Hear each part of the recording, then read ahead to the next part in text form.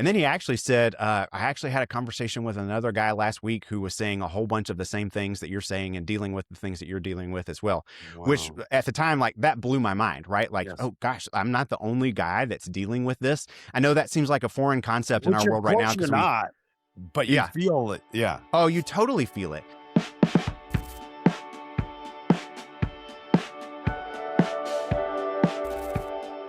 Welcome back. Today on Raising Men, we're talking about the secret ingredient to fatherhood success that most dads rarely think about, and that is a tribe. Don Ross has spent over 20 years as a pastor helping men discover that the missing piece to overcoming their toughest challenges isn't willpower, it's not discipline, it's not even prayer, it's community. Through his work with manhood tribes, Don is helping men break out of isolation, overcome addiction, overcome self sabotage, and rediscover what it actually means to become a man. This conversation is about why so many fathers feel the pressure building, why that pressure leaks out into our kids, and how building the right brotherhood might be one of the most important things you can do for your son. Don, welcome to Raising Men. Shaun, thanks for having me, man. I'm really glad to be here. And what an awesome intro. That was a great summary of what I do. Thank you for that. Oh, man, I am so excited to talk to you today. I wish that my voice was, I hope my voice holds up for today. I've been struggling a little bit with a little bit of illness this week. And so I appreciate your grace on that and the grace of the audience as well. Yeah. So you've worked with hundreds of churches and literally thousands of men, I understand. So what do you see as some of the main issues facing men today? Yeah. So, good question. I think there's really kind of two, what I would say, probably big buckets of issues that men are dealing with, both in the church and outside it. But uh, I think we all kind of share this in common in our culture right now. One is that we have kind of this large like cluster of issues around what does it mean to be a man. And not all of us would really like ask the question that way. Like it's Yeah. not like it's just kind of like living on the surface of my day to day. Like I don't know what it means to be a man, and I'm really struggling with that. But I think there is a lot of confusion in our culture over what is a man supposed to be, what's a man supposed to do, what is expected of men in our culture. What are the ways that men should show up in the world and shouldn't show up in the world. All of that has changed so rapidly in the past generation or two that I think most men are just kind of left wondering, confused, kind of just floating through life, doing the best that we can, but also like with not any really kind of like North Star there, no real kind of anchoring sense of, yeah, this is what manhood is all about. And I feel like I'm really doing it well. I see this especially true with younger men who Yeah. I think have now been raised by a generation of men who have been confused about manhood. And so this generation of younger men is like doubly confused, right? They were raised by men who don't know what it means to be men. And now these younger guys are asking themselves all kinds of questions and just really clueless in the whole world of masculinity. So I think that's kind of one bucket.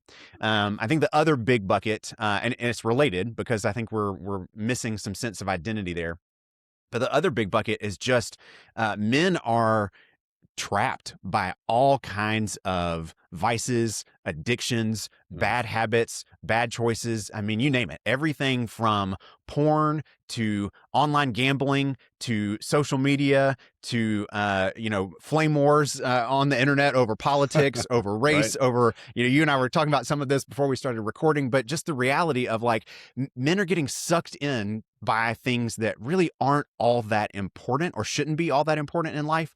But because we've kind of lost our way a little bit, we're finding these like smaller pleasures or smaller stories to kind of be the things that are sucking us up and really taking too much of our energy as men. So figuring out how to deal with all of those things, how to kind of get back on a path that actually feels healthy and strong as a man. Most guys don't know how to do that. They feel really stuck, really trapped, and really kind of defeated when it comes to a lot of those major obstacles. Yeah. It's almost like I don't I mean to pick an example, the gambling or the porn, it actually costs you a little bit of masculinity every time.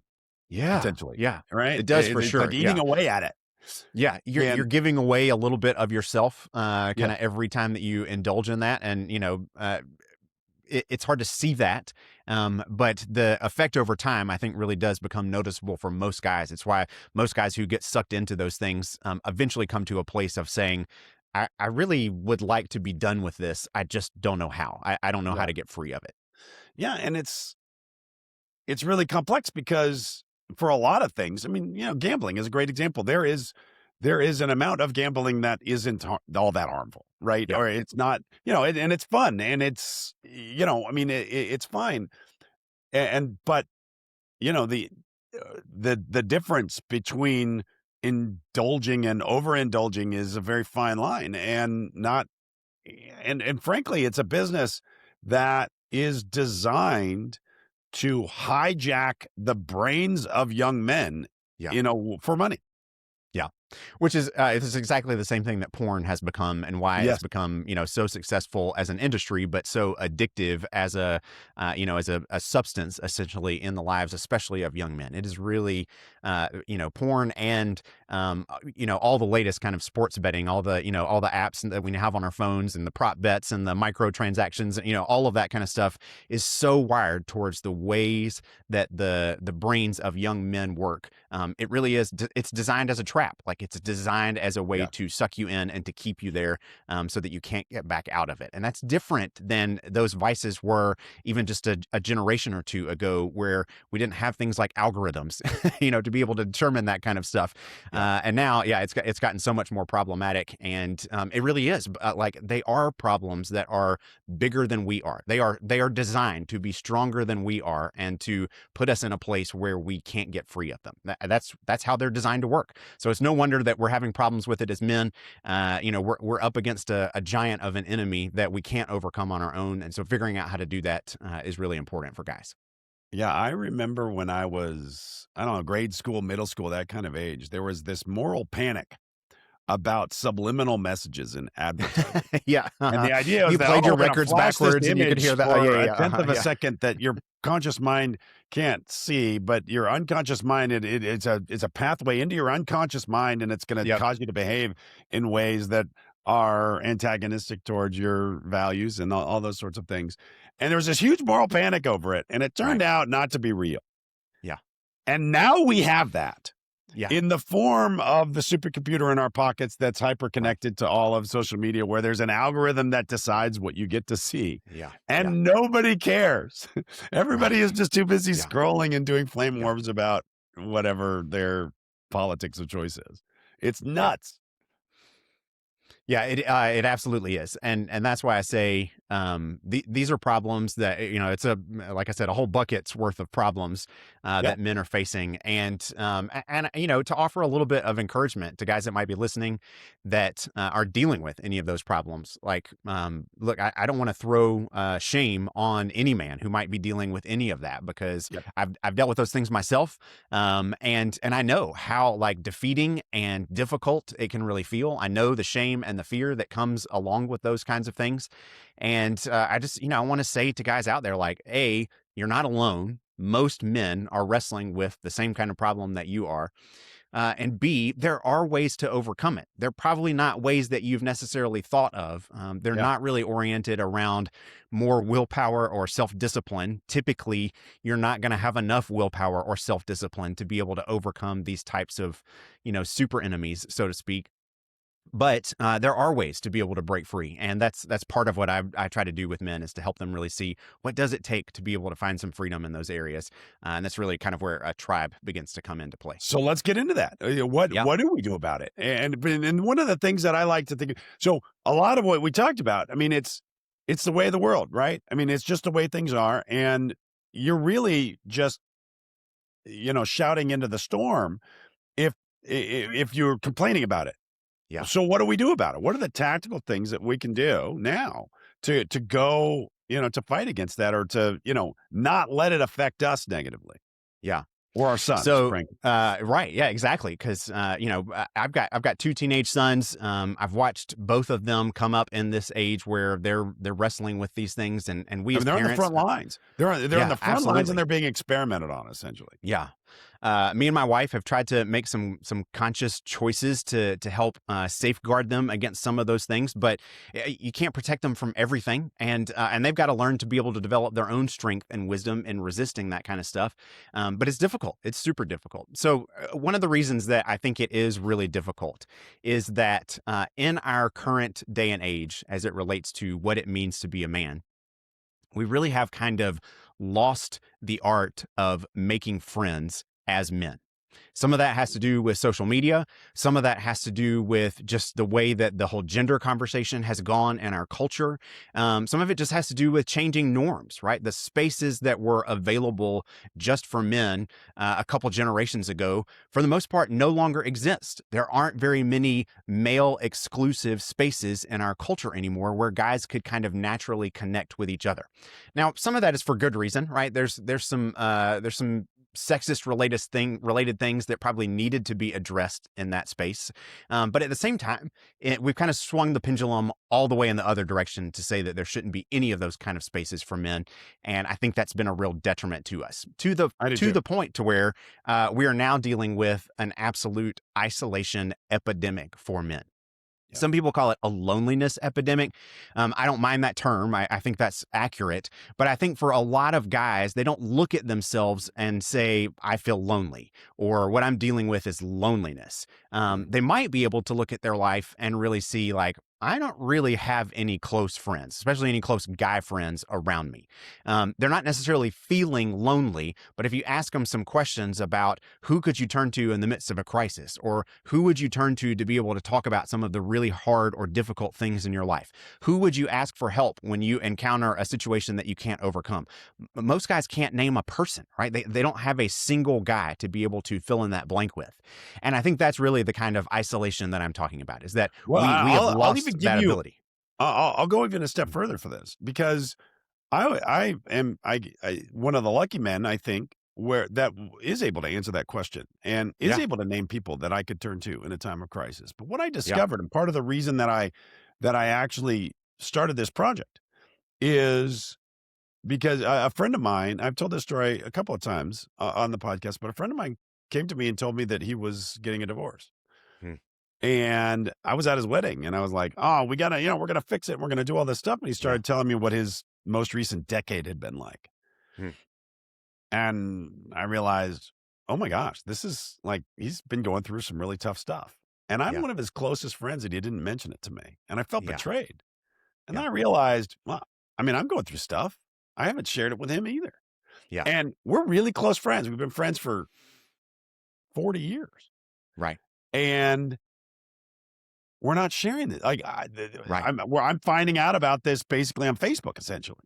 And it's like, in spite of the fact, not only, so it's one thing not to be able to say, I have somebody. It's another thing to even have somebody, but you're just not in the kind of culture where it feels like the right thing to do to bring your problems to the doorstep of other people. But Yeah. then I'm feeling betrayed that he's not bringing his problems to me Right. because Right. I want the opportunity to be the kind of friend I want to be. Yeah. And you're robbing me of that opportunity by letting me do it. And it was this really, I came to the realization that this pathology exists. I said, I got to do something about this. Yeah. Yeah. There's a weird kind of paradox in our culture for men where we don't want to ask for the help that we would willingly offer if we were in our own shoes. Yeah. Like if we were the friend on the other side of the issue that we're dealing with personally, would we be willing to step in and help that friend? Absolutely. You'd be But as thrilled. the man who's dealing with it, are we willing to reach out and ask for help? Typically, no. Like, typically, we tend to stay very isolated and kind of I want to say self-absorbed, which I think is the right word, but I know that carries some connotations to it, that you're doing something that sounds really bad or negative. Yeah. When in truth, like, you're just doing something that's focused on you. And I think that's the thing, is that as men, we have been taught, both intentionally and just kind of by osmosis, that in our world, we're supposed to be self-reliant. We're not supposed to need anybody. We're supposed to accomplish everything on our own. And so, it's no surprise then that we have arrived at this place where men are just really, really isolated and lonely and disconnected from other men in their world. So when it comes to these things of how do I overcome these major obstacles in my life, guys don't know what to do or where to turn to, or even to really ask some questions for, I think I might need help with this. Guys don't really even know how to do that. Yeah. So what do we do about it? Yeah. So that's really kind of where I really started my work with Manhood Tribes, was actually in my own story. In my 20s, I was really wrestling with pornography very significantly in some of the ways that we've talked about. I mean, I would describe it as an addiction in my life. And I don't necessarily use that term clinically. I know a lot of people get hung up on using the word addiction around pornography. But I do use it in the sense of saying it was something that I felt like had control of me. I did Yeah. not have control of it. Like Right. I was very much in a place where I had tried to stop many times. I didn't want it to be something that was still part of my life. And yet I found myself kept coming back around to it regularly. And in my story, I'm a man of faith, and so it's been a big part of my life, is just trying to turn to God in the midst of prayer and worship, and really just sort of see, like, what's my path here? How do I find a way through it? And so I was actually praying about this and just asking God, like, what do I do here? And I sensed the Lord speak to me, which was not something that I felt like I had ever heard before, kind of up to that place. But I felt like He told me that I needed to confess it.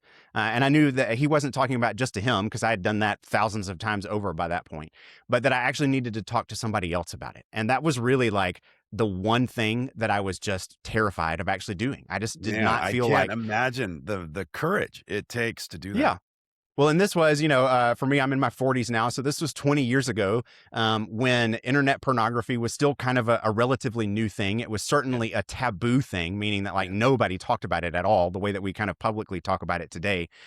So it was a very shameful thing. It was definitely something I was afraid of. Like, if I talk to somebody else about this, like, are they going to judge me? Are they going to defriend me? Are they going to just kind of cast me out and abandon me? And I just thought, like, I have everything to lose by being honest about this with somebody else. So it was super fearful, but I was also desperate. Like, I really wanted to not have that continue to be part of my life. And if I really felt like this is what God was saying I should do, okay, maybe I should do it. So I summoned up the courage and found a friend that I felt like was mostly trustworthy. Mm. As trustworthy as I could know up to that point. And just said, hey, I need to meet with you, and I need to talk with you about some things that are kind of heavy in my life. And so I met with him one-on-one. I shared kind of my story and my struggle and what all of that looked like. I can remember, like, physically, like, trembling and shaking as I was sharing with him. Like, I was so afraid of what his reaction was going to be. Um, and he was, man, he responded in a way that was just kind and gracious. And he started off by saying, thank you for telling me all that. And then he actually said, I actually had a conversation with another guy last week who was saying a whole bunch of the same things that you're saying and dealing with the things that you're dealing with as well, which Wow. at the time, like, that blew my mind, right? Like, Yes. oh gosh, I'm not the only guy that's dealing with this. I know that seems like a foreign concept in Which, our of world right now, course, you're because we, not, but you yeah. feel it. Yeah. Oh, you totally feel it. In our world right now, where it's, we kind of know the numbers of, like, 99% of men are or have dealt with porn at some point in time in their life. It seems weird to think that we might imagine ourselves as the only guy who's dealing with that issue. But yeah, at that time I did. And so Yeah. just hearing him say that, but also just hearing him be able to say to me, like, hey, like, this isn't going to affect our friendship. Those were life-giving words. Those were kind of like, oh, this guy actually does care about me as a person. And I walked away from that conversation with, like, a load lifted off my shoulders. I mean, I remember physically feeling different as I got up from the table where we had been talking, and just feeling lighter, like something actually had kind of been broken and been freed in that conversation. Now, that wasn't the end of my journey and my story with porn. It wasn't like, just overnight I was Yeah. All of a radically sudden, free.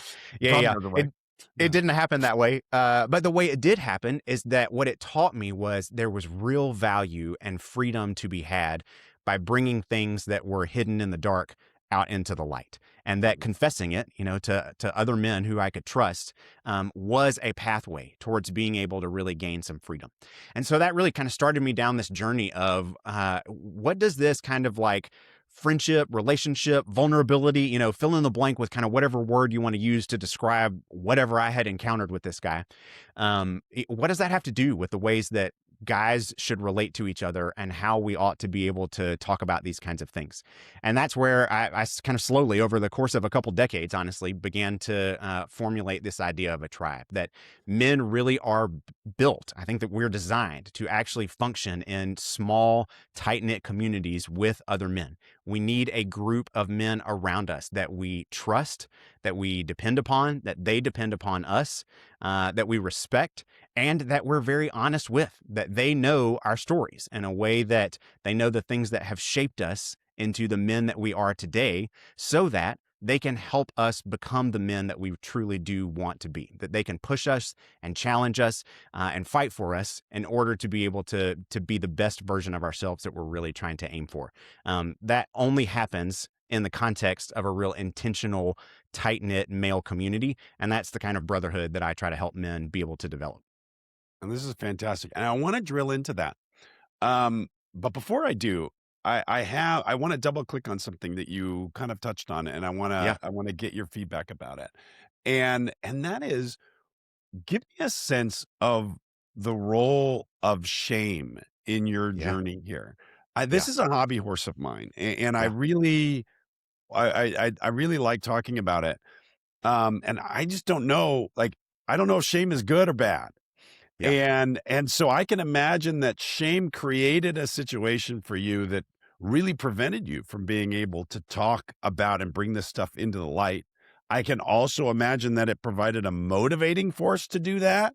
And just give me a sense, how did you experience, what was your experience with the nature of shame with yeah, this? And especially with, being a man of faith, and the church utilizes shame in some yeah, ways that yeah, may or may not be healthy. I just love yeah, to get your feedback about the nature of shame in your experience and what you think yeah. about that looking back on that.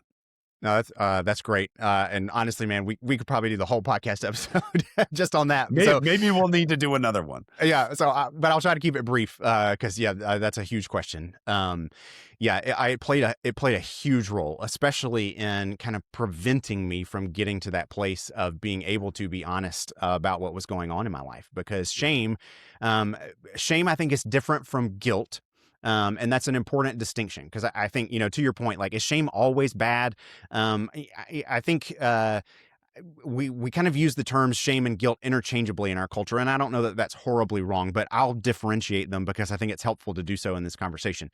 Guilt, in the way that I think about it, is really like a feeling of I have done something wrong. It's conviction, right? Something in my conscience is telling me that I have done something wrong and I ought to try to make it right. That's a feeling of guilt.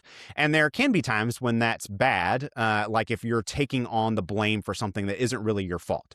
But for Yeah. the most part, guilt typically is a good thing. It's when our conscience is trying to tell us, like, hey, you're headed in the wrong direction here, or you made a mistake and you need to correct it. Like, those are typically really good things. That's a good moral impulse in us. Yeah. Yeah. And it Shame, on doesn't the carry a other hand, negative moral valence. Yeah. yeah. Yeah, for sure. Yeah, you can use it as a weapon against other people if you're trying to make them feel bad for something that they did, even though it wasn't, as bad as you're making it. But Yeah. again, that's a that's a whole nother conversation. Sure. Shame, on the other hand, is a feeling of there is something wrong with me. Right. Mm. So guilt is I have done something wrong. Shame is there is something wrong with me. It's more about identity. And it really is that kind of assumption that I am broken in some way that is irredeemable, uh, like can't be recovered, can't be repaired. This is just who I am. I am broken in this way. Um, there's almost no power in the world that is more defeating than shame is, that will just keep you stuck in a place of making bad choices because you come to the conclusion that I really can't do anything otherwise because this is just who I am. I'm just broken. For me, shame really showed up in some ways around my use of pornography, where I began to think of myself as a failure. I began to think of myself as a pervert. I began to think of myself as a hypocrite, right? I was at the time, I was, trying to kind of be involved in my church and I was in college and involved in a campus ministry and really trying to like be a stand up guy for my faith. But I had this whole like duplicitous life, Yeah, kind of hidden secret from life. everybody else where I was Sure. living in ways that weren't consistent with my faith. And I knew that. And so shame was all over me in that regard that, like nobody knows who you really are. And if they did, man, they would discard you. They would just throw you out completely because you're such a hypocrite. So shame is all of those things. And, none of those things accomplish any good. So, in that regard, I would say if you're using the word shame to mean that, I don't know that it ever has a good value to it. People Yeah. use the word shame to mean different things. And so I don't want to major on that too much. But to the point to where we like degrade someone's value or we allowed other messages to degrade our own value, I don't think that that's ever helpful. I think, in fact, the only way to cure shame is to actually bring it, like I said, you got to bring it out into the light. You have to actually talk about those things because shame thrives in darkness and in hiddenness. Mhm. It's only in that place of hiddenness that those lies actually make any sense. The moment that you start to bring it out into the light with another human being and say, here's what I'm believing about myself, it's very easy for the other person to say, dude, that absolutely is not true. Like there's no reason that you should think that about yourself. Like, have you done some things that you don't want to keep doing? Yes, but that doesn't make you a failure. That doesn't make you a pervert. That doesn't even really make you a hypocrite. It just means that you're struggling to do what you actually want to do. And that's every human being, right? We Yeah. all struggle with that. So, anyway, again, I could get on the soapbox on this one, so I'll stop there. Yeah. But just say, yeah, dude, shame has enormous power in this conversation, and bringing it out into the open is really the only way to defeat it. Yeah. And so, yeah, I mean, what I'm hearing you say is that shame drives the behavior underground. Oh, And then totally. Yeah. underground is where it festers Yep. and turns toxic. Yep. And then it will eventually emerge in these really, really, really horrible ways. And I think we're seeing a lot of that. I think that Yeah. we are coming out of a cultural age that involved a lot of shaming people, like shaming people as a tool Yeah. to manipulate behavior. Yeah. And, that's the cancel culture and a bunch of things like that. And I think as a result, a lot of behavior got driven underground and now it's emerging in really, really ugly ways Yeah. that we now have to reckon with. Yeah.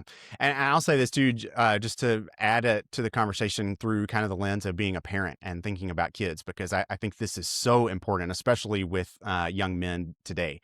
Yeah. Uh, our young men are going to get exposed to porn. It's just almost inevitable. There's Yeah. really no way to stop it. But when it does happen, how we as parents handle that in light of shame is really, really critical for helping them being able to find freedom and not get trapped by that issue for the long haul. If the first time that you find out that your kid has been looking at porn, whether that was on YouTube or Instagram or OnlyFans or, whatever, like the first time that that happens, if your reaction is to blow up at them and to shame them for that, how could you do that? What's wrong with you? That Yeah. kind of language, you're gonna, just what you said, you're gonna drive your kid underground. You're going to drive that issue away from your relationship with him to where he will never feel safe talking to you about it. And then that's only going to mean that he continues to struggle with it. And he will probably struggle with it worse in silence and in isolation than if you could leave the door open and say, hey man, I realize this is a difficult thing. I'm guessing this was probably something that you felt weird about, maybe even felt bad about. And I'd love to talk to you about it and how we can together like help you make sure that this doesn't become a habit that overcomes you. That kind of conversation can actually get you the results that you're hoping for with your kid, which is that they don't get sucked into porn. Yeah. But shaming them about it is never going to drive your son in that direction. So Yeah. It's that's why I gonna say, do the reverse. just, All it's gonna do is damage your connection, and yep, then you will now not have visibility into the problem. yeah, 100%. That's right. Yeah. Well, okay, so let's get into the tribe, the tribe stuff. Yeah, I love your framework, and this is another one of my hobby horses because I feel like culturally the institutions that used to provide the rites of passage and the tribal connection with other men, those institutions have disappeared or yep, are disappearing yep, in our culture. yep. And that provides that's a problem, but it's also an opportunity, meaning that we get to create them from scratch Yeah. intentionally, and that's a Yeah. good thing. And Yeah. this is what you've done by creating a framework around the three pillars of a tribe. So tell me about Yeah. that. Yeah. Yeah. So like you said, I call it the three pillars of a tribe. And those things are manhood, camaraderie, and freedom. So I say that in order to build this kind of life-changing brotherhood that we're talking about, you need to have these three ingredients in there. And so just at a basic level, manhood is you need to have a clear vision of what it means to be a man and Mhm. some ways of challenging each other to live that out. Okay, so that sounds really simple. It's actually not all that hard to do. It's really only in our kind of like modern generations that we've been so confused about manhood over the past 50 to 60 years that we've struggled with this. For the most part, half of the world's population for thousands of years has arrived at manhood without a lot of thought. Just kind of Yeah. been like, this is just what we do. And it's only recently that we've kind of struggled with that. But we do need to recover it because we are struggling with it. And so we need to give some kind of clear delineation to it. Camaraderie is really about how do we build those lasting bonds with one another as men? What does it look like to actually create that kind of connection in a way that isn't just about these are my buddies that I go have beer with or that I watch a football game with, but these are the kinds of guys who are actually helping me become the man that I want to be, and I'm doing the same thing for them. We trust each other, we depend on each other. That's a different type of friendship. How do you get to that place? How do you build camaraderie? And then the last one is freedom, which is really just to say we as men in our world today need some ways of being able to overcome the major obstacles in our lives. And so a group that's helping us be able to do that is helping us pursue freedom. We're getting free of the things that hold us down and hold us back from being the men we were meant to be. And that's what pretty much only a tribe can do for each other. So those are kind of the three big ideas. I love that. I had an experience last night that I think is relevant to this. Okay. My wife and I together were watching for I don't know the zillionth time. We were watching Ted Lasso, Oh, yeah. Love it. a great show. And there's a scene in that show where the main character is dealing with his wife and son come to visit, Yeah. and um Lasso comes to the conclusion that it's time for him to step away and let his wife go, and they have the emotional conversation about that. It's very difficult for him, and um and then he sits down on a bench or something, and right immediately Coach Beard comes up and sits next to him and hands him a Yeah. beer, Yeah. and they just sit there in silence. And I think that's a beautiful scene, and I think Yeah. that is really it's a beautiful depiction of male friendship and manhood and tribe in the way that you're describing it, but it Yeah. made me uneasy. Oh, sure. Yeah. And I love. Yeah. Go ahead. But I yeah, could well, jump and all over so that. I'd love to get your comment on that. It made me uneasy, and Yeah. I can't really put my finger on why, and I suspect you can. Yeah. So yeah, I'll say I love Ted Lasso and watching through it even with my wife. I love all of the scenes of the Diamond Dogs. Right, that's their Oh, that's yeah. their little group of guys, Yep, and I was watching it with my wife and she was like, I think this is a tribe, and I was like, oh yeah, it absolutely is. Yeah, it totally yep. is. And yeah, you're exactly right. Like they are cultivating that type of camaraderie with each other, and it's I don't want to be presumptuous in kind of naming what it is that you're feeling there, but I think I think there's a sense for guys watching that who don't have anything like that in their lives, Yeah. that there's both a sense of longing, kind of almost like I kind of wish that I had that. I wish I had some guys around me that I could do that with. There's a little bit of a sense of shame, of kind of like that I don't have that. Have I done something I should wrong? have it, yeah. If I Yeah, were why don't worthy of I it, have I would friends have like it. that? Yeah, exactly. Yeah. There's a little bit of sense of fear, and you watch that even in the show with Roy Kent, who tries to like it's just painstaking watching him try to integrate himself into the Diamond Dogs group, and can he Yeah. actually say anything of vulnerability other than the F word? It's Right. like all he can throw out. But I think a lot of guys deal with that. It's like I really want this, but I just can't make myself go to that place of offering myself in that way. Yeah, I think all all of those things are involved in that. But I think that moment that you're kind of describing of just sort of like there's this level of trust and vulnerability that's been so developed to that point that that Beard can walk in, crack open a beer and just sit with him, and they can sit in silence. And there's so much that's shared in that moment of silence. But that's a level of camaraderie that has been built up over years, right? It takes so much effort to get to that place. I think that's probably what I say probably. I think that might be what you're describing a little bit or feeling a little bit of is that sense of like, gosh, there's something in me that it has a hunger for that, that I just don't know how to put words to, because that is a core, I think, of what men are really made for and built for and long for, is that sense of camaraderie with other men. We just don't know Yeah. how to get there anymore. We don't know how to develop it in our friendships. That's definitely part of it. Another part of it is that it wasn't enough to sit and give him a beer and sit there in silence. Yeah. Like, Okay. that was a necessary component, but it wasn't sufficient. Yeah. And I don't know what the rest of it needed to be. Like, Yeah. Okay. you don't need to hug it out. You don't need to have a conversation about I don't Yeah. know. I mean, I don't know what the right thing is Yeah. because, you know, Ted's way of processing that, it's not healthy in the show. Right. And a lot of his affability is a smokescreen A cover up. for Yeah. the Uh huh. vulnerability that he's not able to Yeah. to express. Right. And and that is what that scene conveyed to me in a way, and that's what made me feel uneasy about it. And I'm not like I recognize it. I Yeah. recognize it Yeah. in myself too. Yeah. That's And good. I couldn't quite put my finger on it, but yeah, Yeah, I that like that that. I would say, I think what they're depicting in the show is a very therapeutic model of male friendship. It's certainly not bad. yeah, It's definitely way better than what most male friendship looks like in our world today. yes, But I do think, as it relates to kind of what I talk about with the tribe, I do think it's lacking a little bit in that third area of freedom.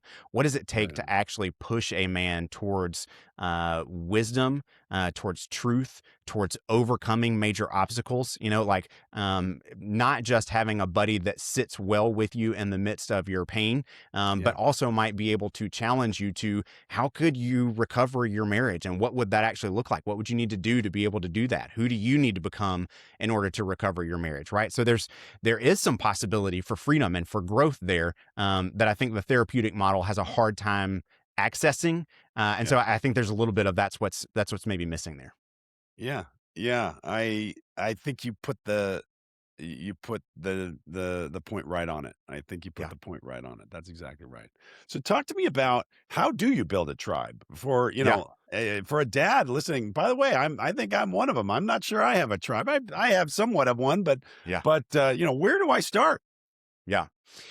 You need to start with some guys around you. And so this is actually the hardest part of the phase of building a tribe for most men, is just saying, who are the men that I could do this with, right? Mhm. I need some guys to be able to do this with, and a lot of guys don't have anybody to start. I try to encourage every guy to say a tribe really needs to be local. It needs to be guys who are physically around you so that you can be physically present to each other. Mhm. That's hard for guys because for a lot of men, their closest male friends are guys that they knew from high school and college who they may no longer be physically in proximity to anymore. And so the Yeah. thought of, who would I do this with, becomes a little bit difficult. So that's where I just say, like, it doesn't have to be the perfect mix of guys that you have longstanding history with. It does need to be some men that you have some actual life overlap with. And by Mhm. that, I just mean like there's something shared among you. Maybe you guys all go to the same church, or you work out at the same gym, or you live in the same neighborhood and do enough together that you're interacting with each other regularly, or your kids all go to the same school, and so that's putting you in contact with each other because you're doing parent stuff together. It really can be anything, but something that's causing you to have a little bit more overlap of your lives than just simply like we're in this tribe together and we see each other once a week for tribe. You need a little bit more than that. If you don't have anything in your life that might accomplish that, then that's where I would say, as a man, part of getting healthy as a man is that you need some things like that. You Yeah. need, whether you call them hobbies or whatever, you need to get out. You need to get out of your house. You need to get out into the real world. You need to be in some places where you're interacting with and surrounding yourself with some like-minded men.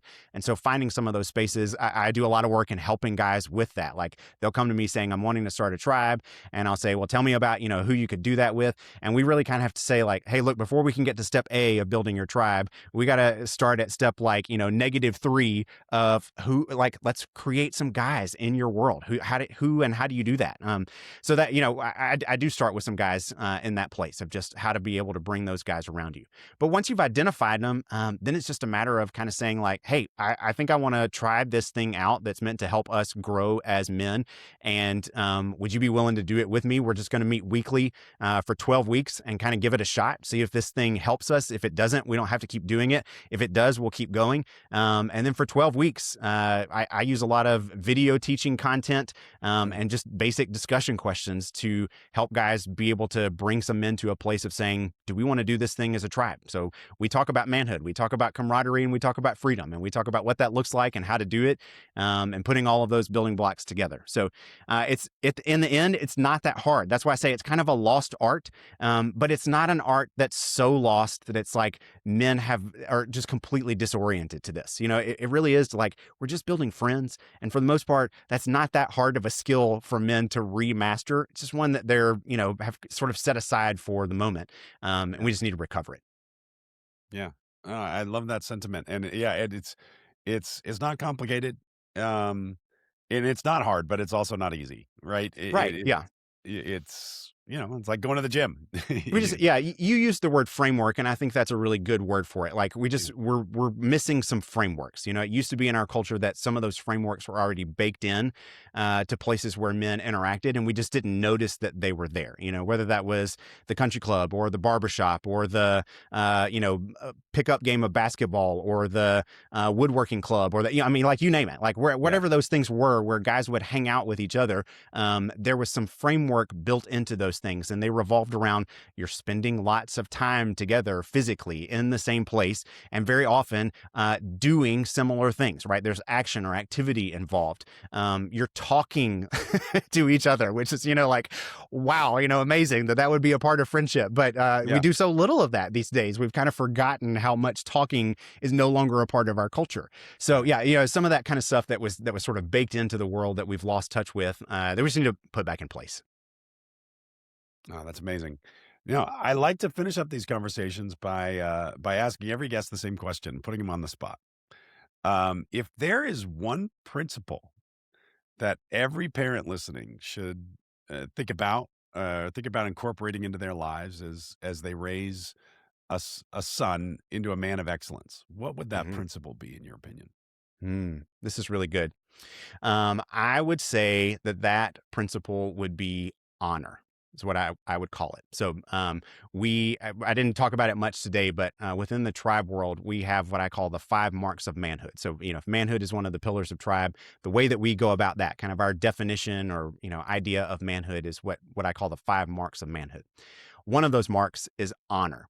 And Mm, honor is really just about doing right by your peers. It's about learning to be part of a group by carrying your weight, holding your own, acting in such a way that the people closest to you would affirm you and esteem you and hold you in high regard because you're sharing the same values as them and showing that you respect those values.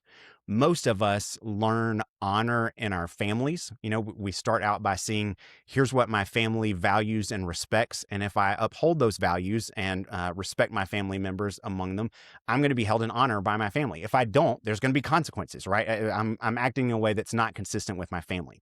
yeah. Um, in the same way, young men in particular are going to, whether they mean to or not, are going to gravitate heavily towards the honor of their peers as they start to get into the teenage years.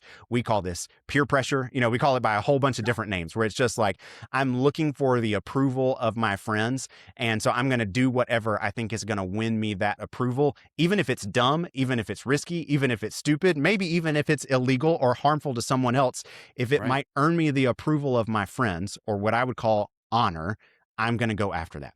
So the important piece here, to kind of to answer your question, is in teaching your young men to learn to value honor from other young men who are valuable and honor things that are worthy of being honored. So that's hard to do, right? Because guys are wired for it. We will seek it out in any way that we possibly can. But learning to have the wisdom to say, yeah, these other guys are upholding things that I actually think are good and that I want to uphold. And so I want to be worthy of their honor. I want to pursue that. I want to pursue being honorable in their company, not over here with these guys who are choosing those things. That's why parents are so intentional about saying, like, it's really important to choose who your friends are because you're going to end up becoming like them. That's Yeah. absolutely true. And that's what honor is all about. So helping your young men understand honor and to find honor from other young men who are worthy of it and are choosing good values as a part of it, I think that's super critical. That is a fantastic principle. I really appreciate you adding that to the corpus. That is amazing. Yeah.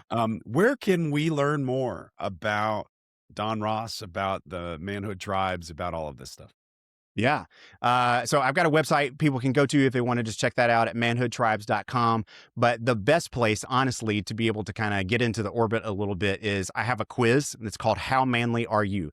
And it actually talks about those 5 marks of manhood that I just kind of mentioned, and will help any guy, whatever age, adolescent, adult, wherever you're at, to really kind of figure out what are some places that I'm doing well as a man? What are some places that I maybe need to grow? And how could I take some next steps in those things? So the quiz is really simple. It's not hard to do. It's not, personally invasive or anything like that. It's a Yeah. little more lighthearted, but it will give you kind of some good ideas about yourself as a man and how to be able to grow. So how manly are you?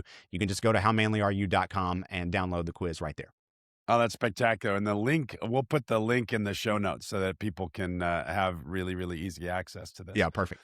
And I mean, I think one of the things that I'm really taking away from this discussion is we're not meant to do this stuff alone. Yeah, We, you're absolutely right. we and our sons aren't either. We're meant Right. to do this together, Yeah. and we're losing the art of doing it together, and we Yeah. need to get that back. Yep. 100%. And, that's my hope is really just to be able to help men recover that and to see the power in that kind of community, but also just the joy of it. I think there's a lot of joy that men are missing out on in our world today because we have lost touch with this kind of community. And I think if we could recover it, men would be a lot healthier than we are right now. So yeah, you're totally right. And it's my great hope and privilege to be able to help men kind of recover that. I love that. And so to every dad listening, start thinking about this. Go to the manhood, go to the assessment in the show notes and check it out. Start building your tribe. And not only for yourself, but also for the man that you want your son to become. And Don, thank you so much for spending the time and thank you for joining us on Raising Men. Yeah, Shaun, my privilege. Thanks for having me. And everybody listening, thank you. And remember that you are a great parent.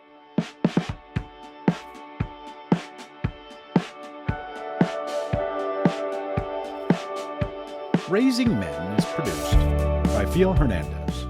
This episode was edited by Ralph Tolentino.